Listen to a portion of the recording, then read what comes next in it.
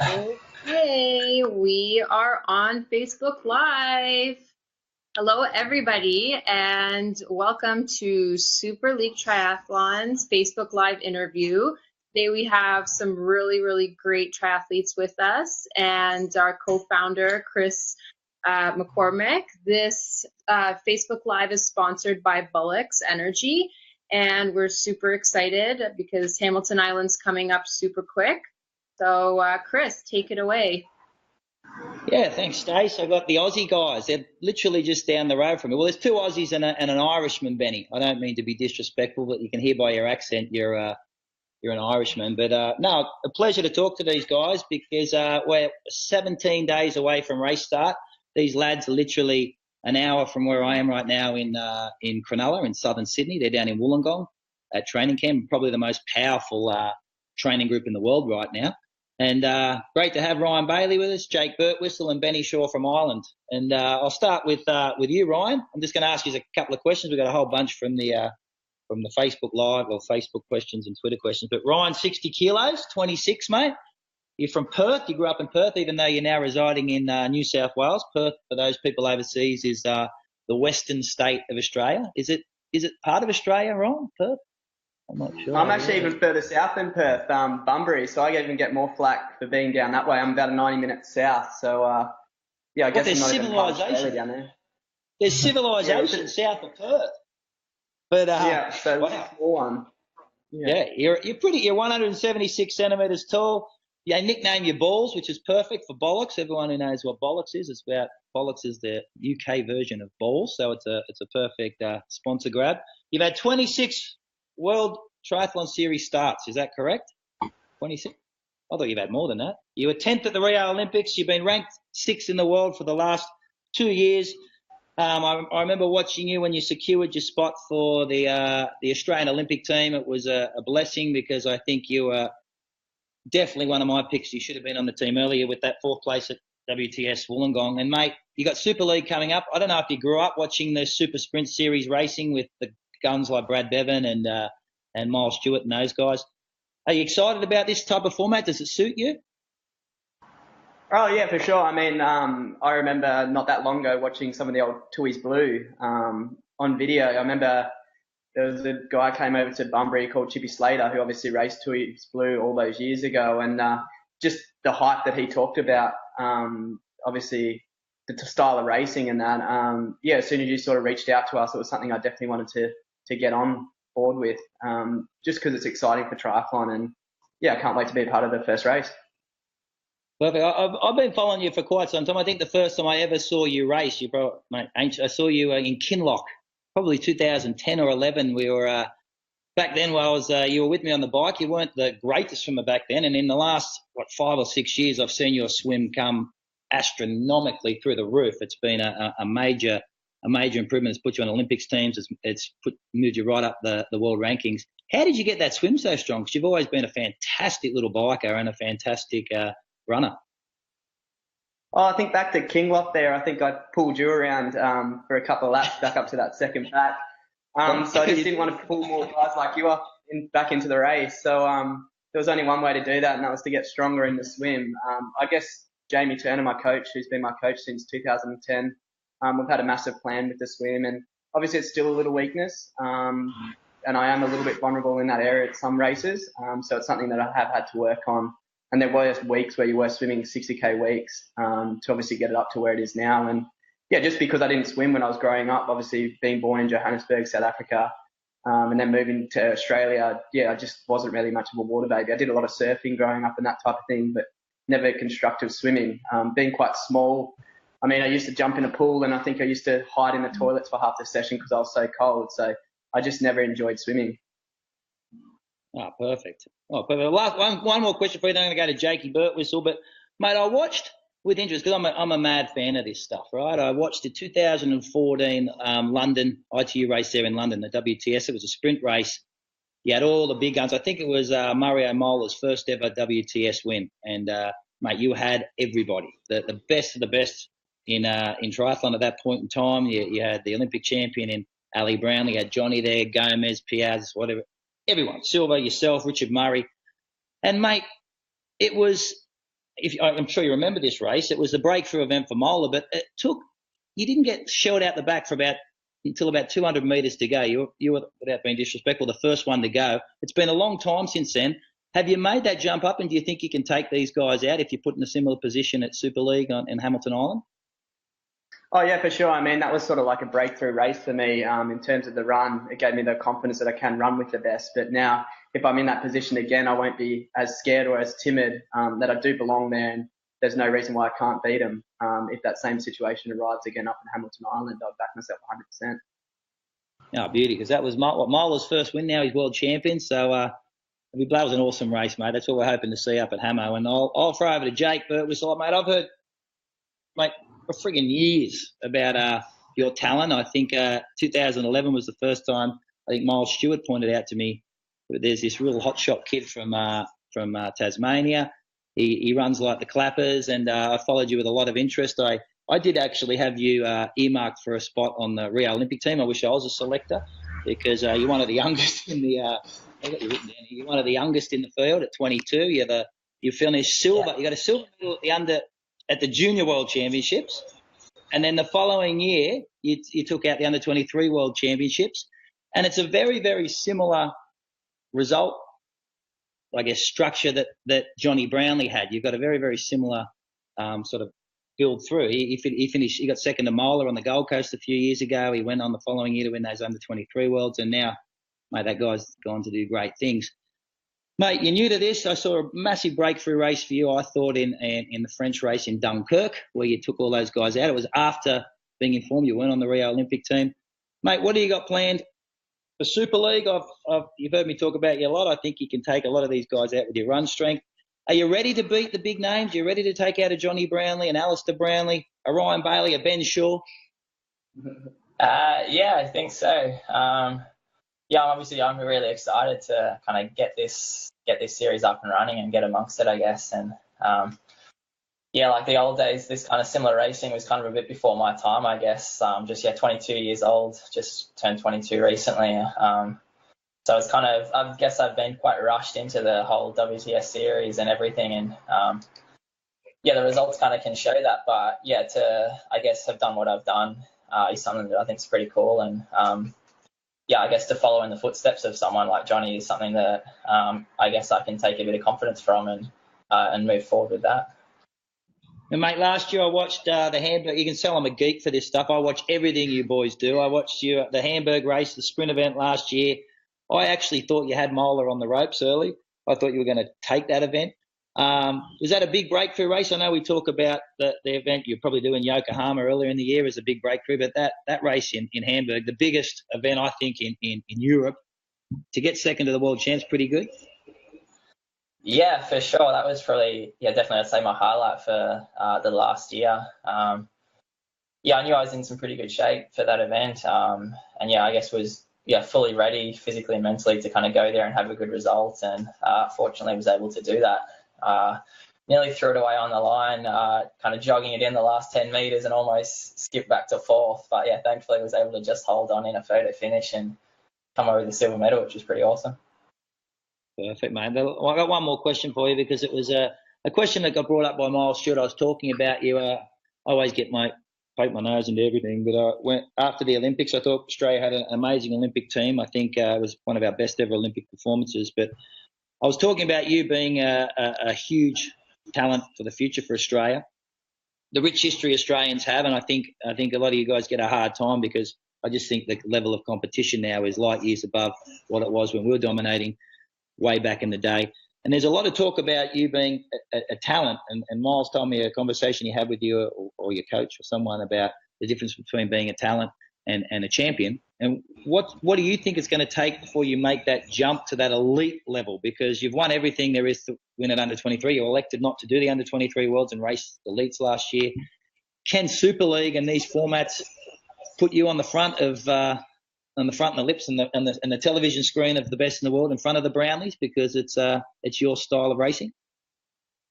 I'd like to say yeah.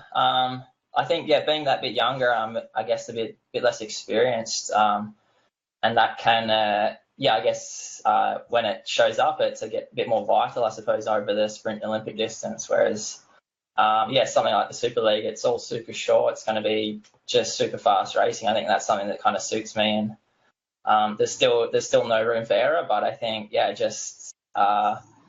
basically just max efforts the whole way, and then you're done. So I think something I'm looking forward to, and something I think on paper I should be quite good at. Ryan said you wore the singlet to intimidate everybody, mate. You got the guns out today, so you've got everyone shitting themselves. But no, mate, I'm looking forward to seeing you on the home from the pool either. Yeah. What's that? Mate, it's Aussie humour. But Benny Shaw, up there where are you, Benny? Are you in Dublin? Where are you, mate? You're our Irishman who grew up in Australia. I just flew over from Dublin, so I'm in Queensland now. But no, I'm in Queensland, so pretty close to Hamilton Island, just a short trip. Mate, you pick race number 73, and I was reading through why you picked that, and then I was reading through a lot of your profile. I didn't realise you're a smart kid. You're a straight-A student at university, a bit like myself, mate. That's why I sort of warmed it. I'm joking. Not university. No, I'm not smart enough to go to uni. No, just school. I like my numbers. Oh, mate, so year 9. Oh, okay. I'll scrub that. You're not smart at all. Mate, you grew up in Noosa from a surf life-saving background. You got a black belt in Taekwondo. Can you beat the shit out of people, or you still do Taekwondo? Or? No, I don't do it anymore. Only if I have to. Only if Ryan tells me he's going to beat me. We'll see what happens. Not starting next year, Benny. Yeah. You pick number 73, right, mate? I'm going to put. That's my number, mate. I don't know if I've told you. I'm starting. So, mate, Benny, you're out. I'm number 73. I'll just tag team you. Oh, no, that's the wrong word choice. Hey, as an 18-year-old, you won the IT Junior Aquathon Championships. I've spoken to a lot of people about you. You're one of the wild cards for the series, and I'll get to some serious stuff. And I've been hearing that you're a shit hot talent. You've jumped from Australia to Ireland and doing all these things. You now got a Guernsey in the Super League. Where are you going to show your talent?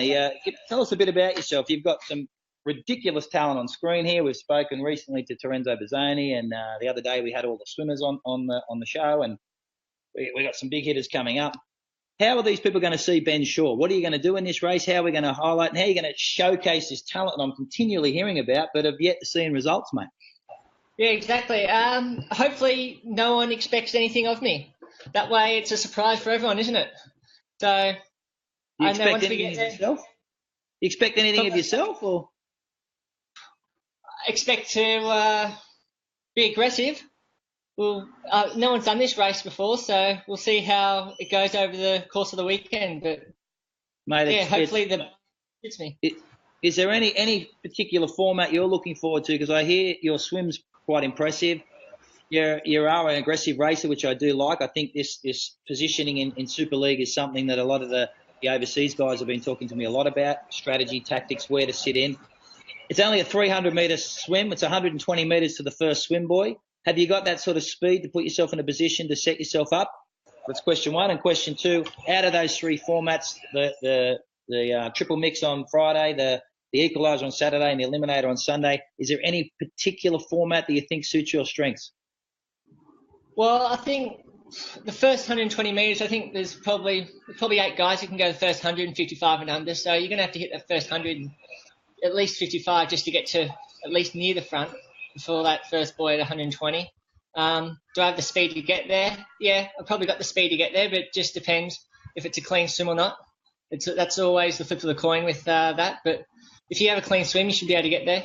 And you don't want to be chasing on the bike out of the water. You know what I mean? That's going to be the hardest part. It's only 6K, so it's very hard to make it up any time in the 6K up the hill if you're chasing, because everyone's full gas. So I don't think there's a lot of difference there. Which format? Well, I looked at it originally and I thought, the last day, where you drop off 15 out of 10 down to the final, the eliminator, I thought, that'll suit me. But I looked at it again, and you've made the time trial on the second day now of the bike. I thought, if you win the time trial, it sets you up for a good day that day with the hill and everything. But I don't know. I reckon the second day maybe. Okay, are you worried about the climb on the time trial on the second day? It's an uphill finish. I guess this is a question to all of you. Is that equaliser TT something that intimidates you, you're excited about, or? No, I'm hopefully, down at 55 kilos at the minute, so I'm all right. Well, Jake looks big. Jake's huge at the moment. Yeah, gotta muscle my way up the hill this time. Have you got a Chris, question, Stacey? Yeah, we have some questions from Facebook, so I wanted to just ask you guys, seeing as the race is a 3-day race, how do you guys keep up your energy and how do you guys recover? Like, what are some of the things that you do when it comes to, keeping it up, especially because you need to last for 3 days? Anyway. Yeah, I don't know. I guess because it's something new, we don't really know exactly what to do just yet. But so it'll be a bit of experimenting there. Yeah, I guess just trying to keep as low a profile as possible during that downtime, and yeah, get to bed early and wake up hopefully feeling ready to go again. So no partying midway? I'd say probably not during, maybe after, but yeah, get the races out of the way first. Others? Anyone else? No. I had a question. I had a question about injury. There was a guy. We have some of the VIPs coming to the event. We got a Formula One driver who's a mad triathlete, a guy called Marcus Ericsson out of Sweden. He drives for Sauber Ferrari, and he was just in Valencia doing his test runs before he comes to Melbourne, and he had some problems with his car, right? And we're talking about triathlon. He's had some injury problems with triathlon, and he said it's very, very easy with his car. He just takes it into the pits, and they fix the problems of, with injuries in triathlon. Have you had any career or any season-threatening injuries in the past? How do you deal with that? And how do you monitor that? Actually, interesting. Torn a couple of soles in the calf.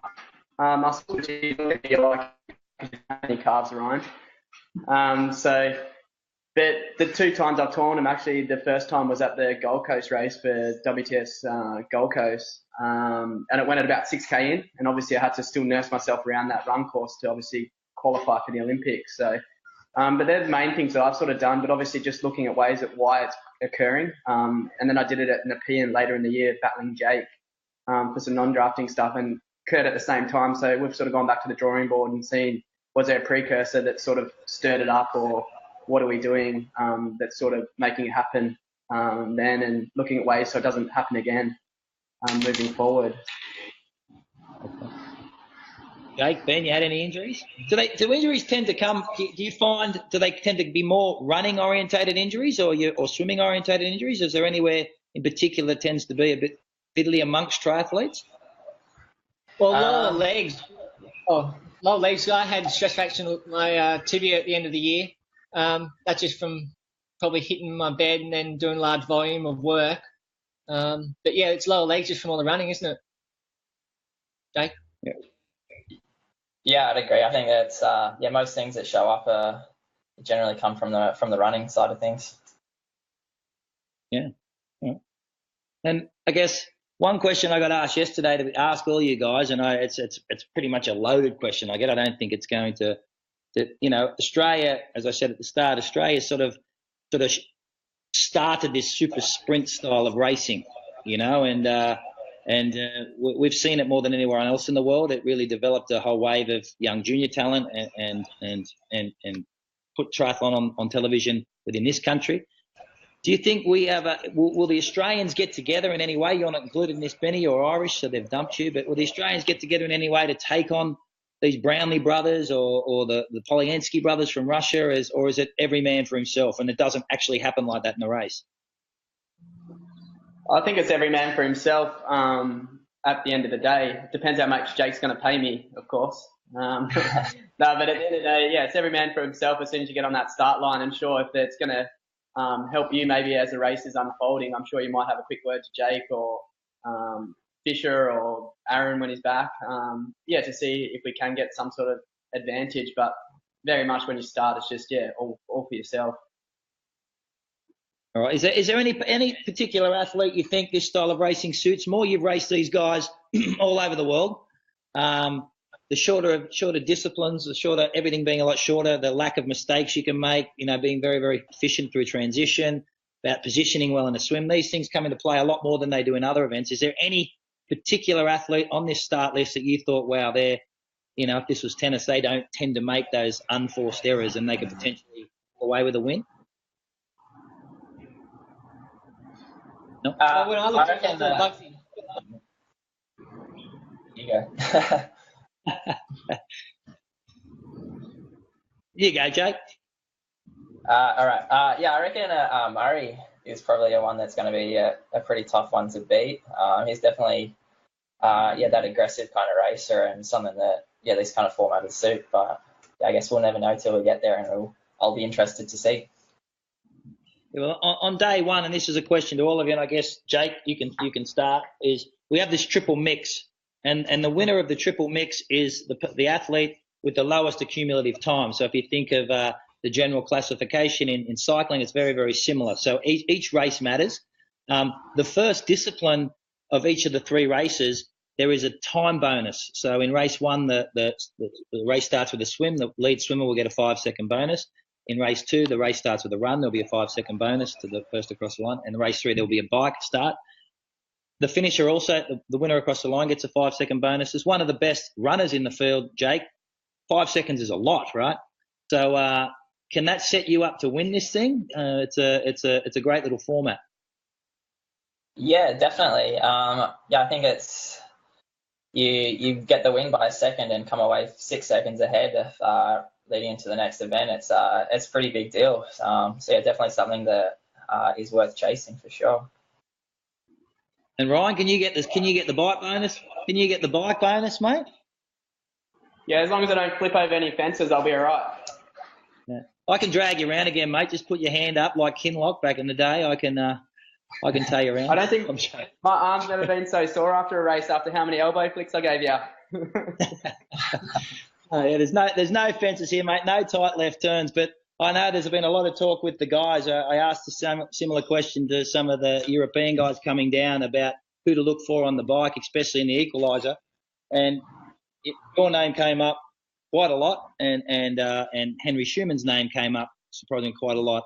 The bike is definitely something that a lot of the athletes are looking at, and there is a swim jersey, a bike jersey, and a run jersey to be handed out every day with money attached to those jerseys. Can you take away that bike jersey, or is there other people in this field that you feel are as strong, if not stronger, than you on the bike?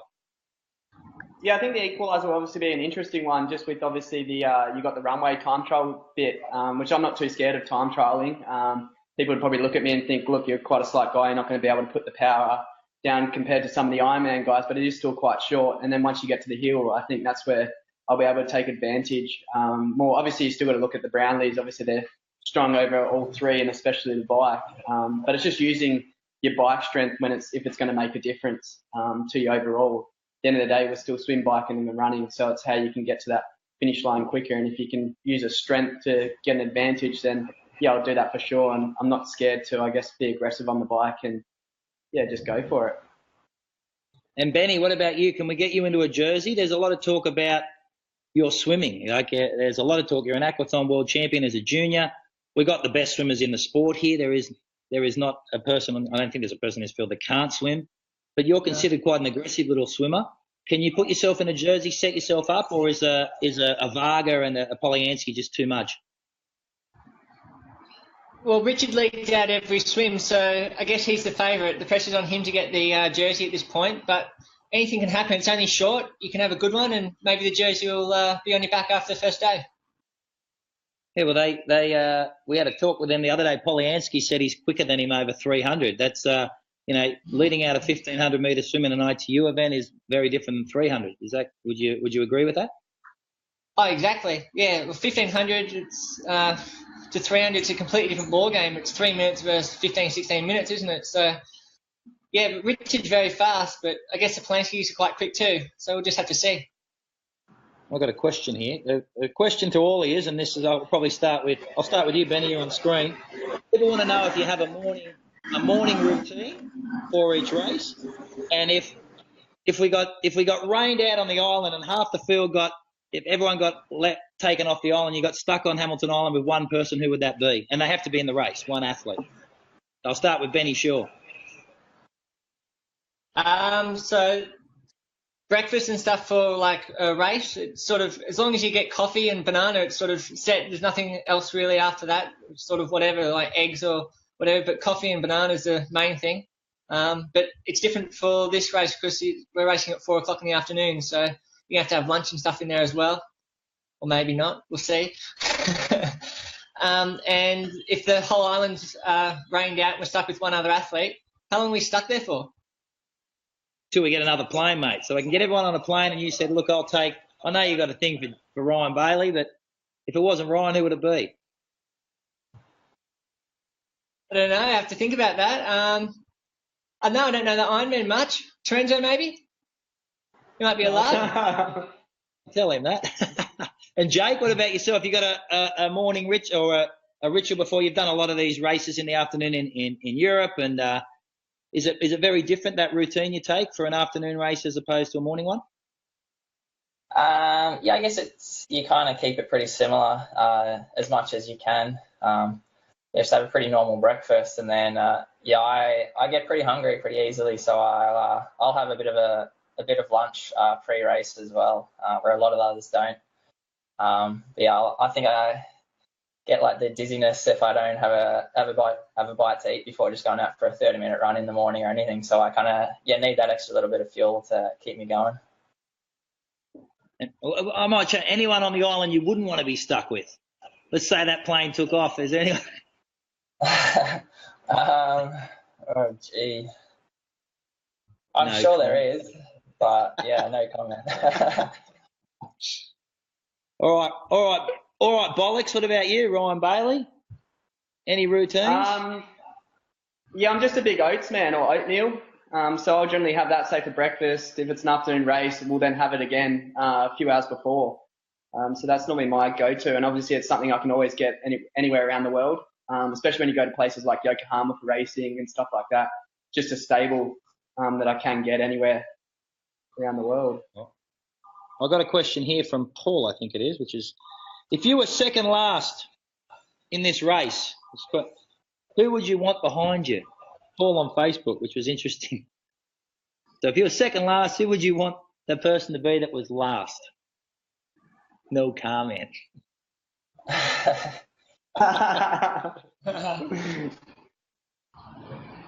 Probably some big hitter name, like a Brownlee or a Gomez. Oh, yeah, I'd take the same. What about you, Jake? Not an Aussie? You wouldn't want to be first Aussie? Put Ryan behind you, Jake, or? Yeah, I wouldn't mind. Get one over Ryan. I see him every day, so it's kind of, I wouldn't want to have to finish behind him and have him bragging to me every day for the next few months until we race again. So yeah, I might say Ryan. I'll give us something to chat about on the bike spin anyway. Yeah, you just want a big name like Javier or Alistair or Johnny behind you, wouldn't you? Yeah, mate. Mind you, that'd be a bad race for them. Yeah. All right. The more the better, right? So. And who's going to be first Aussie then? Is there much kudos about being first Aussie? We've got Fisher Racing. You got yourself. You got Ryan Bailie Racing. We got Royley's out with he got a blister, didn't he? What happened with Royley? Something like that. I'm joking. I'm joking, Aaron. You got who else? What other Aussies? There's a few Aussies racing. Is there much Aussie pride to be? Yeah, Berger. Actually, he's an interesting one. How do you think? That's a good question. How do you think you guys will? You haven't raced Joshy and those boys for quite some time at this shorter distance. They moved up to that Ironman racing. We've got a few of the long course guys who have put their hand up and said we want to come across. Who do you think of the Ironman guys can be the most competitive in this format? Is Berger one of those ones? You've got Terenzo and Brent McMahon as well. I mean, Berger was down with us in Canberra last week, so he's still obviously got he was doing a couple of sets in the pool with us. He's still got a lot of swim speed, that's for sure. He's still pretty quick. But probably in the Ironman guys, I guess someone like Terenzo, just with what he sort of did at Island House. Obviously, it's a lot shorter racing, so it's going to be interesting. Maybe even someone like Brent will be slightly a little bit better. So yeah, it'll be interesting to see how they sort of go. Obviously, I would expect them to start featuring as the days sort of, or the competitions come to an end. All right, well, that's it, boys. You got to get back to training. You got to go back to gym, Jake. Sorry to pull you out. And Benny, mate, thanks for joining us, Benny. And Stace. Yeah, thanks for the live feed. Thank you for joining us, everybody. We're looking forward to hosting you guys at Hamilton Island for Super League Triathlon, March 17th, 18th, and 19th. And stay tuned. We'll have a lot more Facebook Live interviews to come. Thanks, guys. All right, lads. Thank you. Enjoy. See you, boys. Good luck with it all. See ya. Yeah.